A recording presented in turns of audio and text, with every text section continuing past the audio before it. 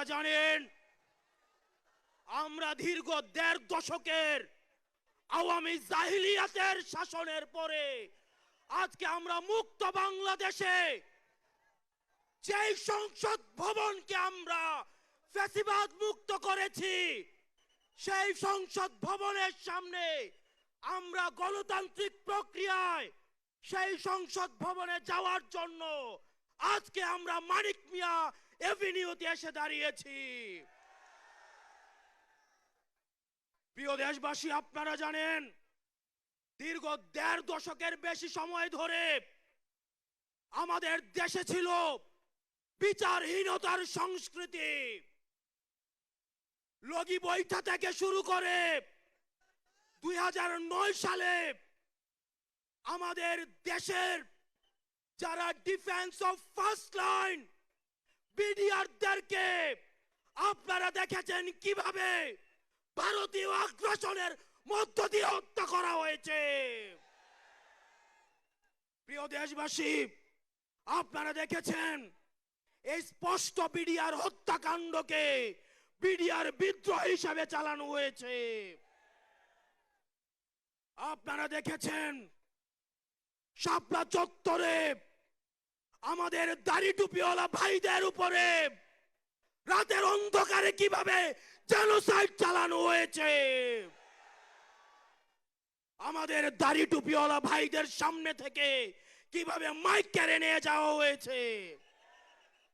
প্রিয় দেশবাসী, আপনারা দেখেছেন বাংলাদেশে কিভাবে রাতের ভোট, কিভাবে দিনের ভোট রাতে চালু করার সংস্কৃতি চালু হয়েছে, ডামি ইলেকশন চালু করা হয়েছে। আমরা ৫ই আগস্টে এই আওয়ামী লীগের এই দুঃশাসনের আমরা এই দুঃশাসনের কবর রচনা করেছি। আমরা বলতে চাই এই গণভবনে কে যাবে সেটি নির্ধারিত হবে বাংলাদেশ থেকে, ভারত থেকে সেটি নির্ধারিত হবে না। আমরা স্পষ্ট করে বলতে চাই এই সংসদে কে যাবে সেটি নির্ধারণ করবে বাংলাদেশের খেটে খাওয়া জনতা। এই সংসদের মসনদে কে বসবে সেটি নির্ধারণ করবে এই ভূখণ্ডের মধ্যে যারা রয়েছে সেই ভূখণ্ডের মানুষ। আমরা দীর্ঘ ১.৫ দশকের বেশি সময় ধরে আমরা একটা জাতি গড়ে তুলতে পারি নাই। বিভাজনের রাজনীতি আমাদের মধ্যে ইচ্ছাকৃতভাবে জিয়ে রাখা হয়েছে। আমরা স্টেট ডেভেলপ করতে পারি নাই, আমরা নেশন ডেভেলপ করতে পারি নাই।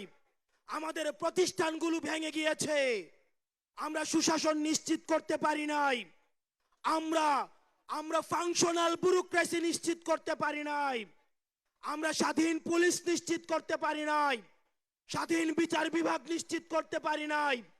আমরা স্বাধীনতার এত বছর পরেও আমাদের তরুণ প্রজন্ম, আমাদের একটা ইনস্টিটিউশন আমরা প্রপারলি ফাংশন করতে দেখি নাই। দেশ জুড়ে তোলপাড় ওয়ালটন ফ্রিজ কিনে আপনিও হয়ে যেতে পারেন মিলেনিয়ার। আমরা আপনাদের কাছে কমিটমেন্ট দিতে চাই, এই তরুণ প্রজন্ম আমরা ইনস্টিটিউশনগুলোকে প্রপারলি ফাংশনাল করব। আমরা আপনাদেরকে কমিটমেন্ট দিতে চাই এই বিভাজনের রাজনীতির ঊর্ধ্বে উঠে আমরা একতার রাজনীতি বাংলাদেশে চালু করব। আমরা স্টেট ডেভেলপ করব। আমরা এই ভূখণ্ডের অধিকার আমরা আদায় করতে পারি নাই। আমাদেরকে মাথায় রাখতে হবে বিদেশের সাথে আমাদের বন্ধুত্বপূর্ণ সম্পর্ক থাকবে, কিন্তু কোনো প্রেসক্রিপশনের সম্পর্ক থাকবে না।